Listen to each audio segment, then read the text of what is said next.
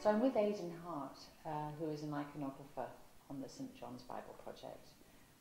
Aidan, how long have you been working on this project? Judging from my photograph, they dated August 2001, I think for 10 years. 10 years? Yes. And you came from a very different angle, didn't you? Tell me how you started. I've been a professional iconographer for 25 years, working within the Orthodox tradition, but very interested in developing a Western version of that. And Olivia had visited the hermitage where I was then living, because I'd been a monk for 12 years. And she saw the frescoes I'd done, and a year later she was employed by Donald on the project, and when he was looking for a figurative artist, she said, well, why not have a look at Aidan's work? And at that time I had an exhibition of icons on. So he and some of the other team came to the exhibition and came up to my hermitage, and I think he decided to take me on then. So how did that relationship sort of break down, as it were, in terms of, you know, your work and your individual way of seeing something that you might interpret? Well, there were sort of two phases of my involvement.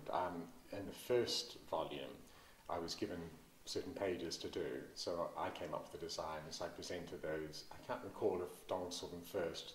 He must have, I suppose. Then we sent them on to St John's. Subsequent to that, Donald would do the designs, and he would call me in to do the figurative part. So there are two different ways of working. But either way, the design had to be okayed by St John's first. And sometimes, like for the St Paul one, the full-page one, I did a design that was, as far as the icon world goes, a completely new design, but as far as they were concerned, far too traditional.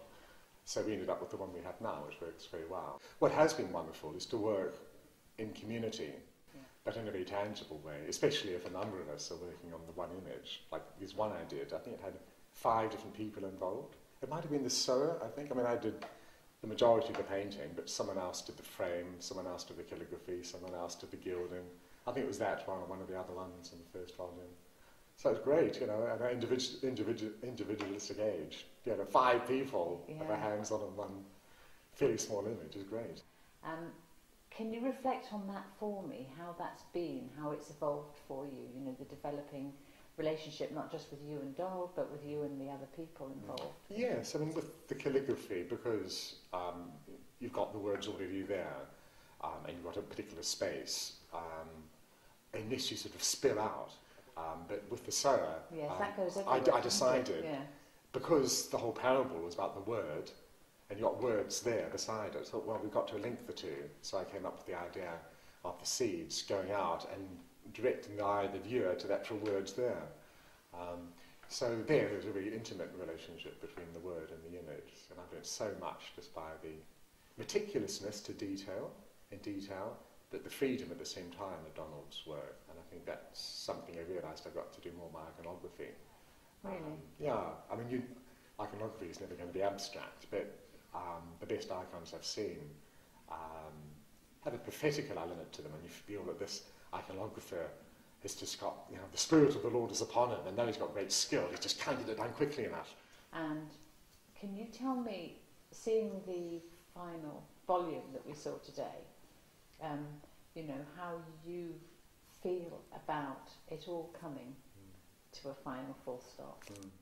So Donald and I were talking about this a few minutes ago, that in a sense it's not an issue, the future life of it. We've done what we have to do. For us it's the process which brings life and revelation to us. Now it's between God and St John's and the others, what happens to the Bible. You said that you were most proud of St Paul. I think so. And tell me how you feel now about all the work that you've done, if you can sum it up for me. Looking back, I think I wish I'd been less literal. As time went on, I realised the important thing is to distill the essence, rather than just narrate. Otherwise you've got sort of high-class cartoons. We can read, we don't need a picture to tell us what's happening. But it's lovely when you get feedback from people that, your work really touched me, and at the Minneapolis exhibition, just sort of observing how people reacted to different images, and you know, I feel like I'm like a carpenter. You make a door, then you disappear, and just hope that the door works and does its job. So, you know, I just pray that it does its job, and that people come closer to God through it. That's what makes me happy.